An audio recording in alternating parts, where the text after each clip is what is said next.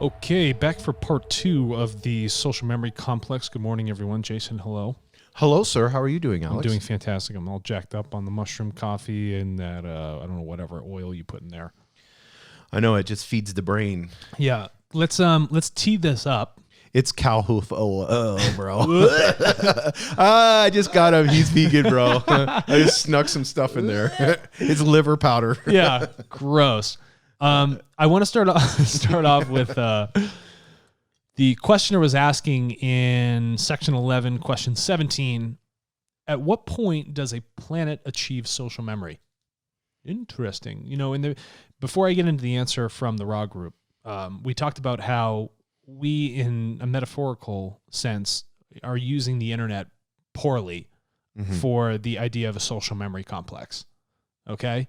And we're bad at social memory. We're doing a bad job of unlocking the transmission of data from person to person, truthful information, a memory, a history about ourselves, and then sharing that collectively.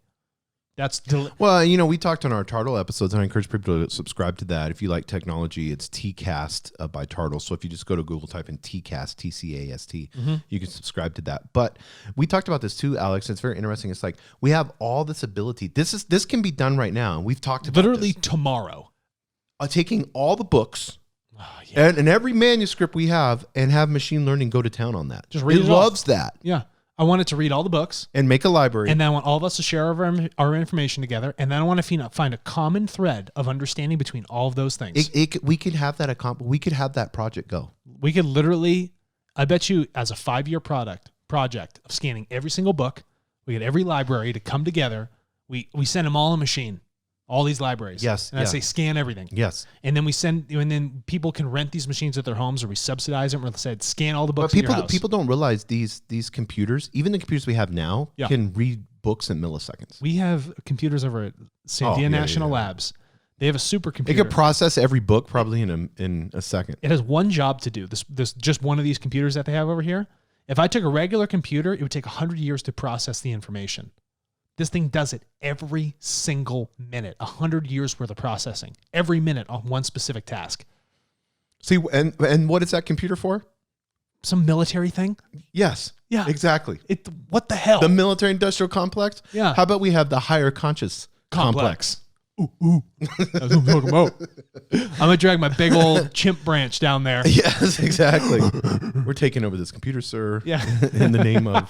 I got a huge, I'm going to beat you with the olive branch. It would be no fun. They're all just little scientists and stuff. Yeah, they'd be boring. Yeah. Be boring. They got just big heads. Beady eyes. Yeah. Did you see Megamind? Yeah, that's what I'm thinking. Yeah.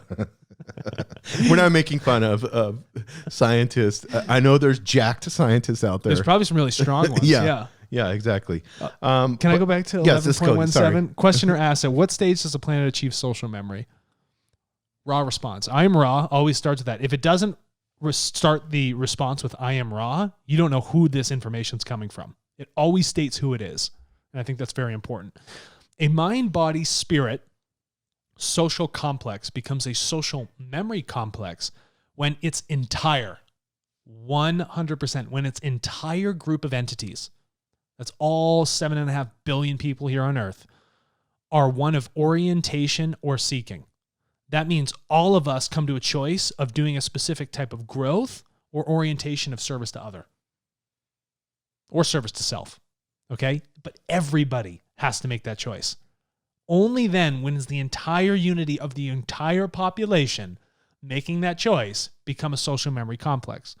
The group memory lost to the individuals in the roots of the tree of the mind then become known to the social complex, thus creating a social memory complex. So, holy smokes, your past, everything you've ever done, behaviors, emotions, it's all recorded deep within this fine fluidal realm. And the access to it is shared among everybody. So it's never lost in like, you have to hold the burden of like trying to remember this. It actually has the ability to be remembered by everyone so that everybody can use everyone's experiences to learn from them. And then the collective, the entire population chooses to evolve with that information. Then they become wise. They can use everybody's experiences, including their own, to take those next steps. All right. And here's the next part. The advantages of this complex are the relative lack of distortion in understanding the social beingness. So as you begin to make that choice, right, you move into a state of unity. So that distortion of thinking, oh, I'm different than you, I'm my own person, I'm just going to do this for me, and you're different, you're in a little box, that ceases to exist. So that distortion, that idea of somebody is like strictly an other person and has no connection to you, isn't there anymore. So the function of thinking becomes so quick in the pursuit of a direction of doing a specific thing because there's that idea of separation is no longer there. We know what the task is. We're all on this train. We're all going to ride it together. We know exactly where we're going to force it to go. So the relative lack of distortion in understanding the social beingness and the relative lack of distortion in pursuing the direction of seeking. Nothing's going to distract us. We know exactly what we need to go for. Nothing will pull us away from it. And for all understanding/distortions are available to the entities of the society. So again, all of us can pull from that group experience. So let's go back to our individual side, and I want you to, because that was a lot. Yeah. So let's go back to us. The complex individual is the mind, body, spirit. Yes. So that's me, that's you. Mm-hmm. We're two individuals, even though in fifth and sixth density fourth and fifth density we would be not six because six is one. Yeah. We would be still an individual with a mind, body, spirit. So explain this.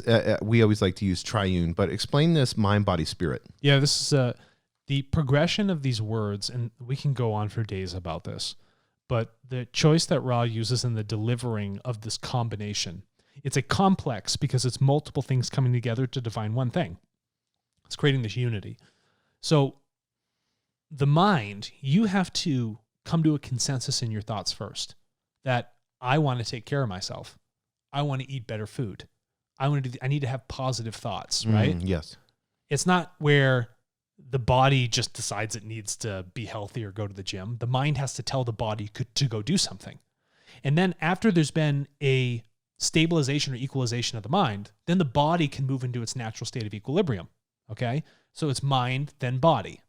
And then after that, you have the sensation of the spirit. So after I've had equalization of the mind, my thoughts aren't getting in the way. I'm making proper choices. I'm doing things that are beneficial to my mind and my body. Now I can work on elevating the spirit. The spirit can actually come through in its energy because nothing is hindering it. Like Ross says, there's a crystallization of those energy centers within the self. Yeah, that makes sense. So as you crystallize, you put things into a proper structure. It's mind, then body, then spirit. We have all these things, but some of us focus on them in the wrong order. And in doing so, like going with that order is a distortion that essentially moves you away from light. It's like, I'm going to, Roy G. Biv. Well, it's like, I'm going to put whatever primary colors into any sort of structure I want. Well, then you're going to get brown. You know what I mean? So if we had these higher conscious mind, body, spirits, and we have millions of them, and they're all thinking together, what type of technology would they be able to create thinking together with a higher conscious? Think about that. So they're creating together. Yeah. They're individuals, but they're creating because they can all together know. I mean, think about this. It's almost like a superpower. Let's use it this way. I love that. Yeah. Do you see what I'm saying? It's like if you could take all the scientists in all the world, give them a higher consciousness, service to others, say it's all service to others, and then you take our top minds, Elon Musk, all these people, and they could all think together in telepathy.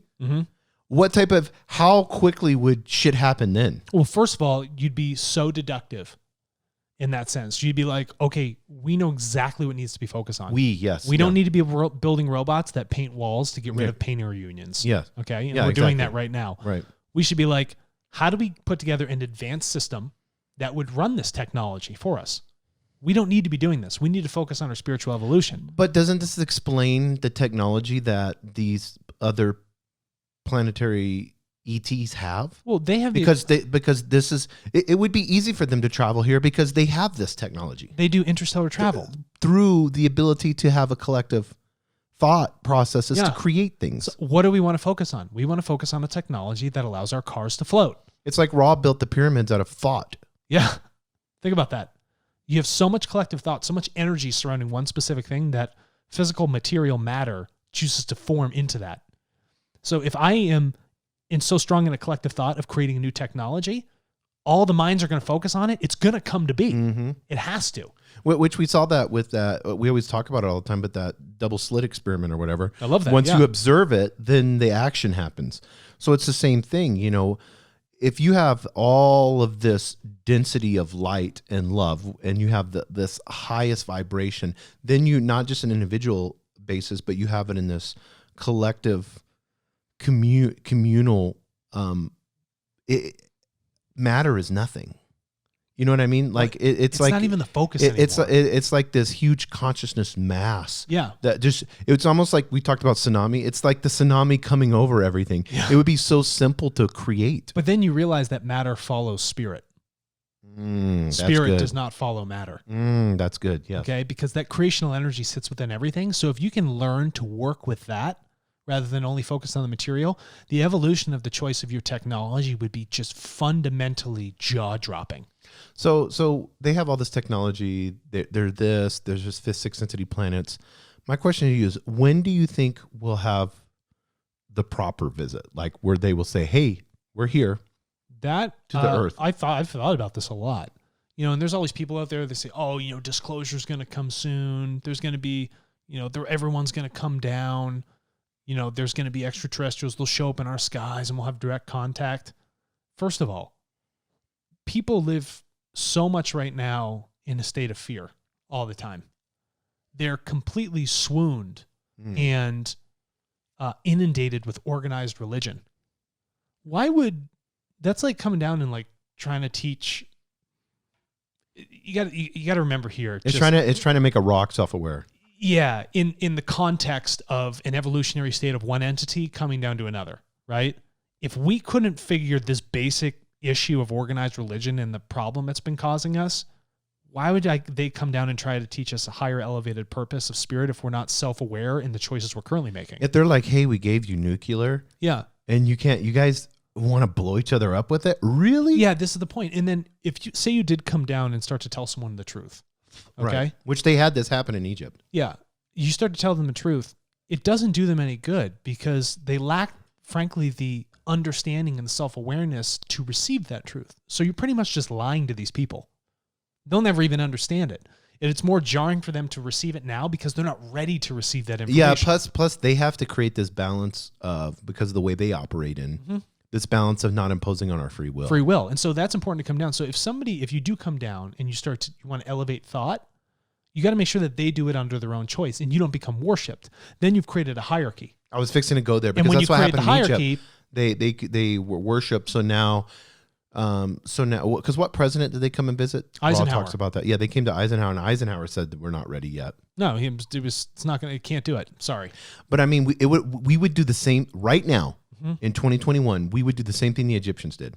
Yeah, you want to know why? Because it's, you know, we would say, no, Alex, they came to you and talked to you. Yeah, and then you would make yourself the spiritual leader, and then you have communication with them. And I'm the only one. And I'm the only one. Or there'd be a group. Pope. Yeah, they'd have like a new UN group where we're the only one that can talk to the ET. There'd be hierarchy so quickly. Then how many people would drop their Bibles and their Qurans and their Bhagavad Gitas and all that? How many people would drop all those and start worshiping these beings? All the time. They do it immediately because they're only under the mindset of worship, under the mindset of hierarchy. And so if somebody does step in that someone might perceive as like a god, think about the issue that would create. You'd have to have such a deep understanding of who you are, your connection with creation and with others, and your own self-responsibility and understanding of your free will of choice. It would be like when you come home for Thanksgiving meal with your family and everybody's just happy to see you and it's just family and everybody just loves each other. Yeah. Like the perfect family for Thanksgiving. That's how it'd have to be.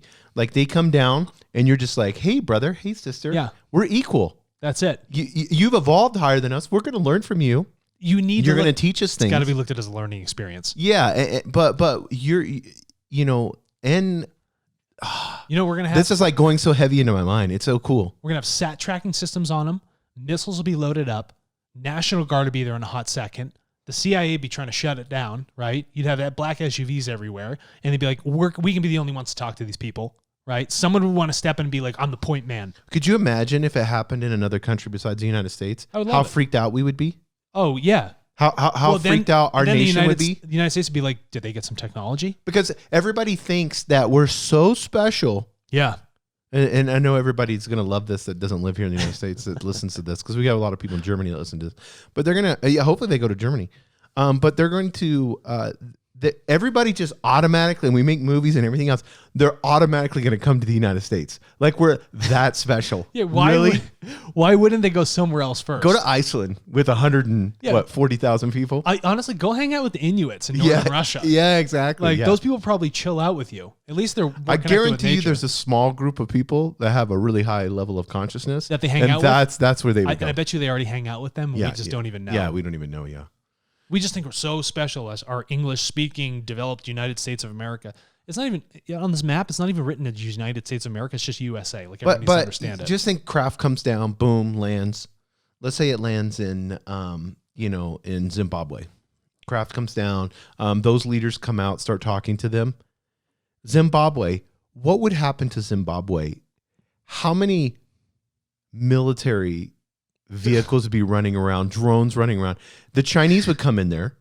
The Russians would come in there. Would say, "Oh, we have the United States would be the worst." I think we would be we'd go to the UN and then come up with some sort of idea why it's okay for us to invade. Yeah. We got to get down there. Yeah. We got to control. You would have so many spies, it would just be some big military, just a dump of it'd be gross. And now you can see why that hasn't happened. Yeah, and I hope people get this. Yeah, in the past they've tried it and they realized that was a mistake, because again, even though they're highly evolved, they're also learning, and they realize, shit, even though I was trying to help, I created more harm. Yeah, and I had written this down, but I believe that they will come down to help us with technology, and then we help them polarize. Yeah, because if they come down and they're helping to elevate us through that learning process, it increases their polarization towards a service to others. Yeah. So it's actually a great mutual benefit that happens through this service to other function. Because, where we're at now in this rudimentary technology phase, because we're in the very beginning, the technology is what's going to save our planet. We've already concluded that. There's no other way, whether that lead AI scientist, which the guy I love, that created that open source AI. He said that. He's like, I'm very hopeful that AI will have the answers for us and be able to solve these issues. So I think once we get to that level, and then we would have to have, okay, we're going to have AI. It's going to be service to self. Like everybody's going to want the proprietary service. He's creating a decentralized AI, which is awesome. But it's going to be service to self first. And then when we get to that ability where we're actually making headway and we have it service to others, and we are more decentralized than ever, then I think you're going to see that. And then whether that's 1,000 years or 10,000 years from now, I don't know. That's when they would come and visit. I think when organized religion collapses, yes, which is happening, they'll show up. Yeah. And it's not happening quick. People will hold on to that for a long time. Think about how many transitions, right? Children are brought to church under people that are really submissive to these organized religions, right? Or brought to the mosque or whatever it might be. And they'll carry that into the children, instill that. And until the children leave those instilled values or, false values, those dogmas, it's going to take some time. That's multiple generations. Yeah, and I want to get into, because I think this is really interesting, when we get into mind, body, spirit, we get into minds thinking together, and then we get into psychic abilities. So a lot of the psychic stuff out there. So let me. If it's service to self, and there's doomsday and prophecy, and Raw talks about that. So it's very simple. If you have somebody that's teaching negative, if they're saying they're a channeler, a psychic, a pastor, a priest, a religion, whatever it may be, and it's doomsday prophecy that's negative oriented. Yeah. That service to that imposes on your free will, like the 10 Commandments, for instance. That, and Raw talks about that.